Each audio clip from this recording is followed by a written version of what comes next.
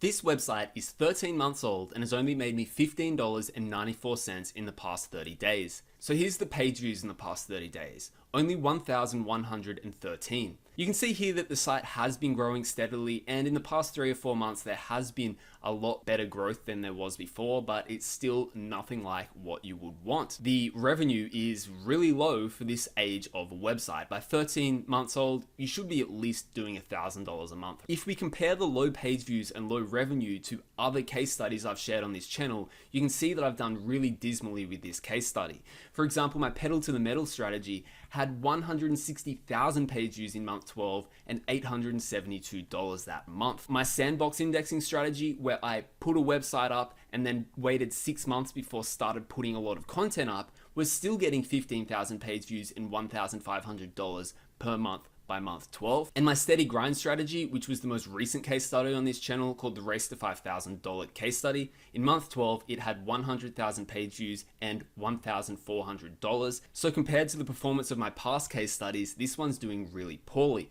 Now let's dig in and see why. The first problem is my niche selection and keyword research may have been poor. I want to be making about $5 per article on most of my websites, and on my 3 main websites I'm making anywhere from $4 to $20 per article. For $5 per month at a $15 RPM, each article needs to bring in about 350 page views. So if I were to break this website down and say how many page views am I getting per article so far, from 39 articles, I'm only getting 1,113 page views. That is 28 page views per article. It's more than 300 page views per article less than I should be getting in order to make this a viable website. That makes me think, well, maybe my keyword research or niche selection is poor. But the reason I'm persisting with this is I'm competing against people with low domain ratings who are on Mediavine targeting similar keywords to me. So I know that there is low competition here. The second problem is, and you might have seen this in the previous slides, there's not enough content on the site. If you want to give a site a chance of succeeding,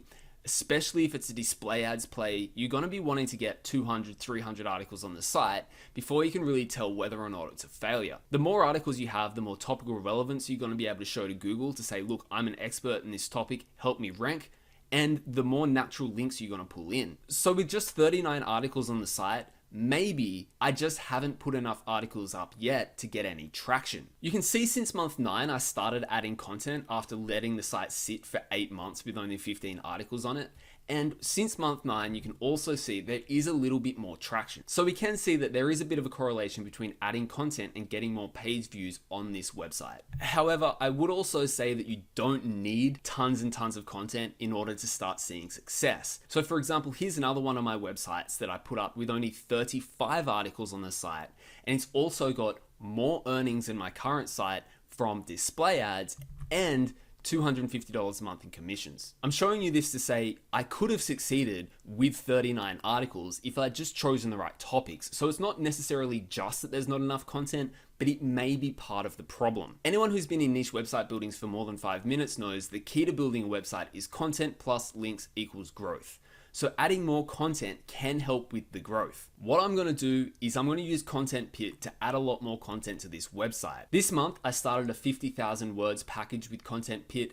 It was $2,000, and that's going to add 50 articles to the website in the next month. So when you do an order with Content Pit, they get you to fill out this table where you have the main keyword that you're targeting, the length of the article, whether it's informational or affiliate, and some additional instructions. You can see for these first 29 keywords, I've got ones like lists of, so they're listicles, and my instructions are aim for 10 examples in this listicle.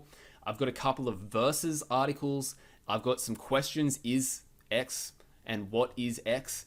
And then I've given some templates for those versus articles and the question articles in Google Docs so that the writers have something to follow. So far, I've been super happy with Content Pit. The content that's been coming through has barely needed to be edited at all, so it saves me a ton of time. I just forward it straight onto my VA. My VA puts them up. And for this case study site, which has been through several iterations, but the first version of it was the niche site cage fight site against Amelia Gardner, the key was always to make it as hands-off as possible. So that's what Content Pit's helping me do. Just get as hands-off as possible.